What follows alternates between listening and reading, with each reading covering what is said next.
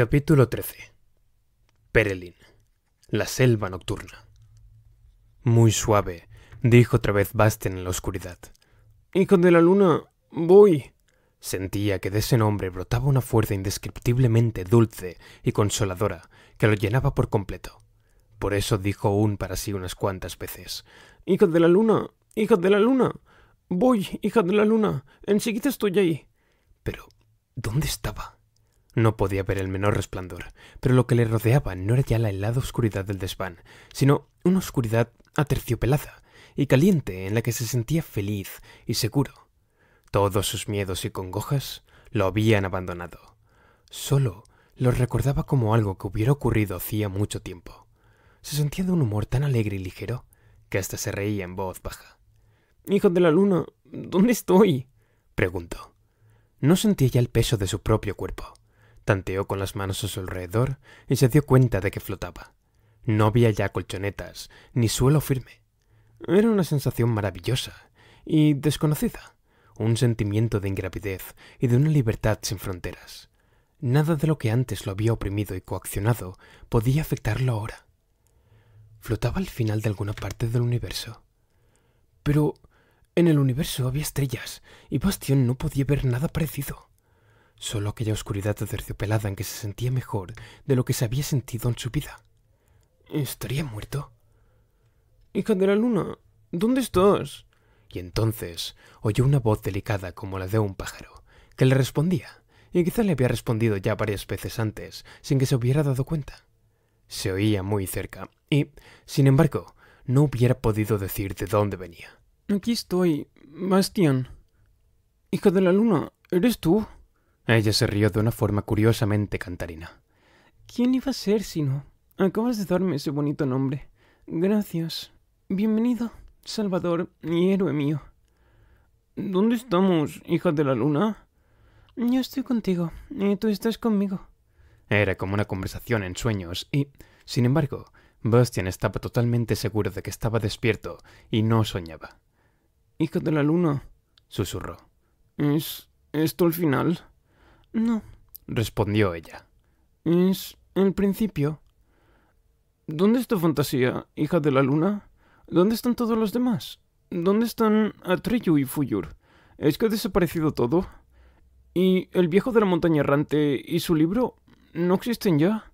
Fantasía nacerá de nuevo de tus deseos, Bastian, que serán realidad a través de mí». «¿De mis deseos?», repitió Bastian asombrado. «Ya sabes», oyó decir a la dulce voz, «que me llaman la señora de los deseos. ¿Qué deseas para ti?». Bastian reflexionó y preguntó luego cautamente: «¿Cuántos deseos puedo formular?». «Tantos como quieras. Cuantos más mejor, Bastian. Tanto más rica y variada será Fantasía». Bastian estaba sorprendido y emocionado, pero precisamente porque de pronto se veía ante una infinidad de posibilidades, no se le ocurría ningún deseo. «No sé», dijo finalmente. Durante un rato reinó el silencio y luego oyó la voz delicada como la de un pájaro. «Mala cosa». «¿Por qué?». «Porque entonces no habrá fantasía». Bastian cayó confundido. Su sensación de una libertad sin límites se veía poco a poco disminuida por el hecho de que todo dependiera de él. «¿Por qué está todo tan oscuro, hija de la luna?», preguntó. «Los comienzos son siempre oscuros, Bastian». «Quisiera verte otra vez, hija de la luna, ¿sabes? Como en el instante aquel en que me miraste». Otra vez oyó la risa suave y cantarina. «¿Por qué te ríes?». «Porque estoy contenta». «¿Por qué?». «Acabas de formular tu primer deseo». «¿Y lo cumplirás?». «Sí. Extiende la mano». Lo hizo y sintió que ella le ponía algo en la palma. Era diminuto, pero, extrañamente, pesaba mucho. Daba frío y era duro y muerto al tacto. «¿Qué es esto, hija de la luna?». «Grano de arena», respondió ella. «Es todo lo que ha quedado de mi reino sin fronteras. Te lo regalo». «Gracias», dijo Bastian maravillado. Realmente no sabía qué hacer con el regalo. Si por lo menos hubiera sido algo vivo. Mientras reflexionaba aún en lo que sin duda esperaba de él la hija de la luna, sintió de pronto en la mano un delicado cosquilleo. Miró con más atención. Mira, hija de la luna, susurró. Empieza a fosforecer y brillar. Y, mira, brota una llamita. No, es un embrión. Hija de la luna, no es un grano de arena. Es una semilla luminosa que empieza a crecer. Muy bien, Bastian, le oyó decir a ella. ¿Ves? Te resulta muy fácil. Del puntito de la palma de Bastian salía ahora un resplandor apenas perceptible, que rápidamente aumentó, iluminando en la oscuridad aterciopelada sus dos rostros de niño, tan distintos, inclinados sobre el prodigio. Bastian retiró lentamente la mano, y el punto luminoso quedó flotando entre los dos como una estrellita. El embrión creció muy aprisa, y se podía verlo crecer. Echó hojas y tallos, y desarrolló capullos que se abrieron en flores maravillosas y de muchos colores que relucían y fosforescían. Se formaron pequeños frutos que, en cuanto estuvieron maduros, explotaron como cohetes en miniatura, esparciendo a su alrededor una lluvia multicolor de chispas de nuevas semillas.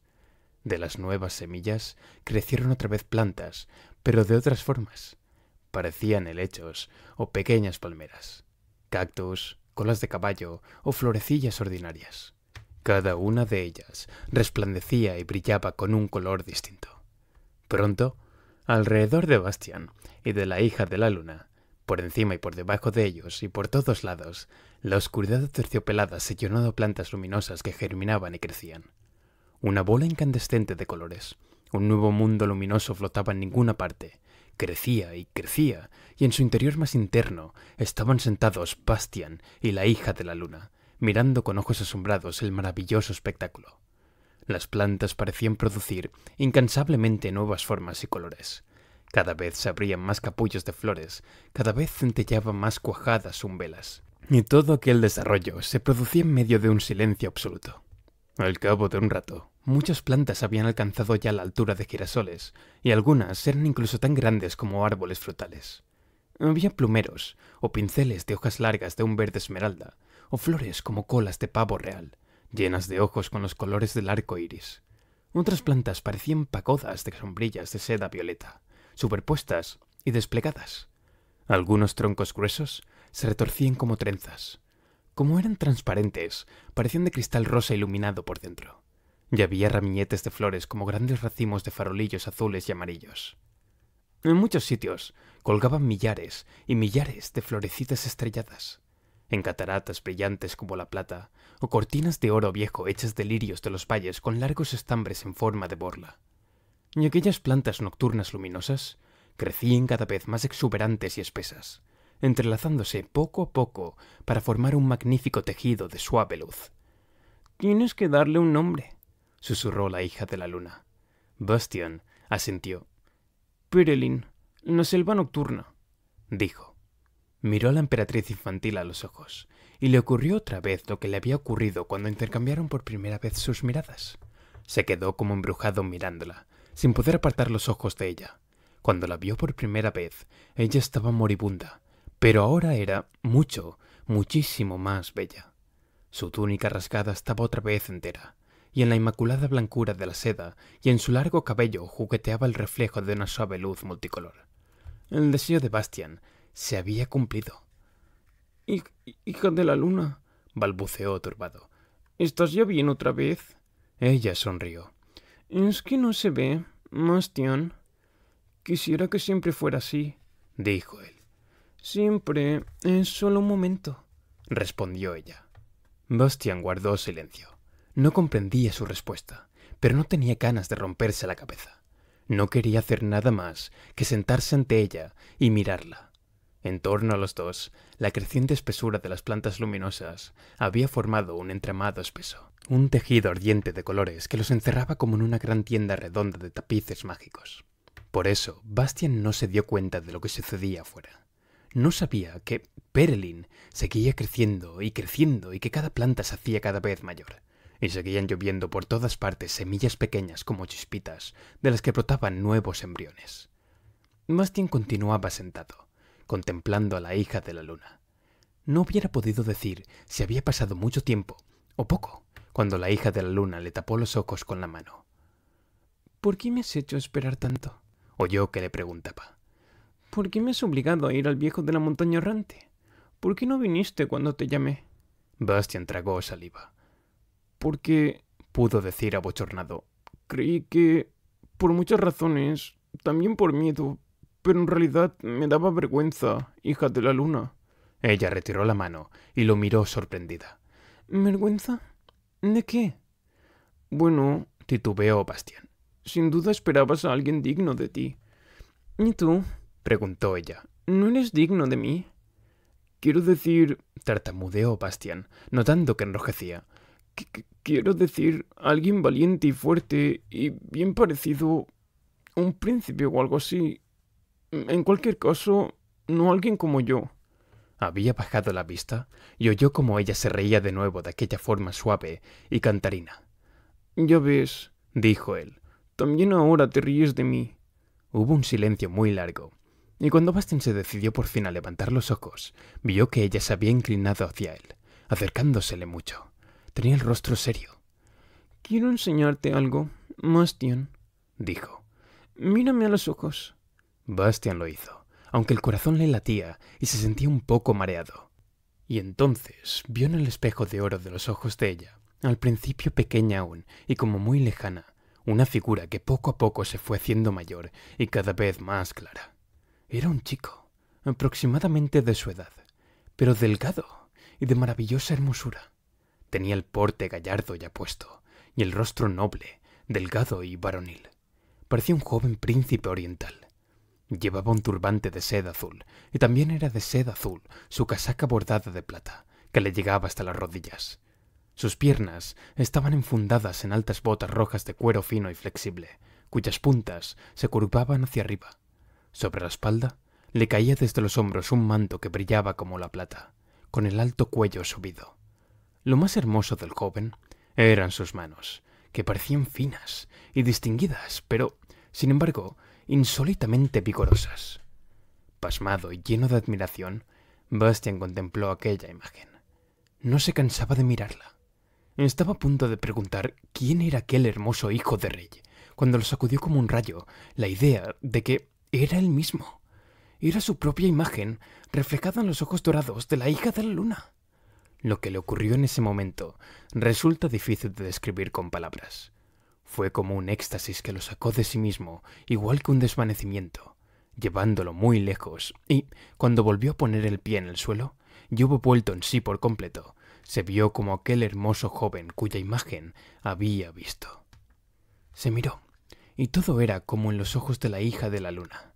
Las botas finas y flexibles de cuero rojo, la casaca azul bordada de plata, el turbante, el largo manto resplandeciente, su figura y, en la medida en que podía darse cuenta, también su rostro. Asombrado, se miró las manos. Se volvió hacia la hija de la luna. Ya no estaba allí. Se había quedado solo en el espacio redondo que había formado la resplandeciente espesura de las plantas. «¡Hija de la luna!», llamó por todos lados. «¡Hija de la luna!», pero no recibió respuesta. Se sentó desconcertado. ¿Qué hacer ahora? ¿Por qué lo había dejado ella solo? ¿A dónde iría él, si es que podía ir a alguna parte y no estaba encerrado como en una jaula? Mientras estaba intentando comprender lo que podía haber inducido a la hija de la luna a dejarlo sin una explicación ni una palabra de despedida, sus dedos juguetearon con un amuleto dorado que colgaba de su cuello en una cadena. Lo miró y lanzó una exclamación de sorpresa. Era Aurin. La alhaja, el esplendor, el signo de la emperatriz infantil, que hacía a los que lo llevaban representantes suyos. La hija de la luna le había dado poder sobre todos los seres y las cosas de fantasía, y mientras él llevara ese signo, sería como si ella estuviera con él. Bastian miró largo tiempo las dos serpientes, clara y oscura, que se mordían mutuamente la cola formando un óvalo. Luego volvió el medallón y, con gran sorpresa por su parte, encontró en el reverso una inscripción. Eran 4 palabras breves, escritas con unas letras peculiarmente entrelazadas. «Haz lo que quieras». De aquello no se había hablado hasta entonces en la historia interminable. ¿No habría notado Treyu esa inscripción? Pero eso no importaba ahora. Lo importante era solo que esas palabras le daban permiso. No, lo animaban claramente a hacer todo lo que tuviera ganas de hacer. Bastian se acercó a la espesura ardiente de plantas para ver si podía atravesarla y por dónde, y vio con agrado que se podía apartar sin esfuerzo como una cortina. Salió afuera. El crecimiento suave y, al mismo tiempo, superpotente de las plantas nocturnas había continuado sin interrupción, y Perelin se había convertido en una selva como nunca habían visto ojos humanos antes que Bastian. Los grandes troncos tenían ahora la altura y el grosor de torres de iglesia, y sin embargo seguían creciendo y no dejaban de crecer. En muchos lugares, las gigantescas columnas de un brillo lechoso estaban tan próximas entre sí que era imposible pasar, y seguían cayendo, como una lluvia de chispas, nuevas semillas. Mientras Bastian andaba a través de la bóveda luminosa de aquella selva, se esforzaba por no pisar ninguno de los resplandecientes brotes del suelo, pero pronto resultó imposible. Sencillamente, no había un palmo de tierra donde no brotase algo. Por eso, acabó por seguir adelante sin preocuparse, por donde los enormes troncos le dejaban paso libre. A Bastian le gustaba ser bien parecido. El que no hubiera nadie para admirarlo no le molestaba lo más mínimo. Al contrario, se alegraba de disfrutar solo de aquel placer. No le importaba nada la admiración de los que hasta entonces lo habían despreciado. Ya no. Pensó en ellos casi con compasión. En aquella selva en que no había estaciones del año, ni tampoco cambios del día a la noche, la experiencia del tiempo era también muy distinta de la que Bastian había tenido hasta entonces, y por eso no sabía cuánto tiempo llevaba ya andando por la selva. Sin embargo, poco a poco, la alegría de ser bien parecido cambió. Se convirtió en algo natural. No es que lo hiciera menos feliz, sino que le parecía no haber sido nunca distinto. Aquello tenía un motivo, que Bastian solo supo muchísimo tiempo después, y que ahora no sospechaba. A cambio de la hermosura que se le había concedido, iba olvidando poco a poco que en otro tiempo había sido gordo y de piernas torcidas. Aunque hubiese notado algo, sin duda no le hubiera importado mucho ese recuerdo. Sin embargo, el olvido vino por sí solo, de forma totalmente imperceptible, y cuando el recuerdo hubo desaparecido por completo, le pareció como si él hubiera sido siempre como entonces. Y precisamente por eso, su deseo de ser bien parecido se calmó, porque alguien que ha sido siempre bien parecido no lo desea ya. Apenas había llegado a ese punto cuando sintió cierta intranquilidad y se despertó en él un nuevo deseo. Ser solo bien parecido no servía de nada. Quería ser también fuerte, más fuerte que nadie, el más fuerte que hubiera.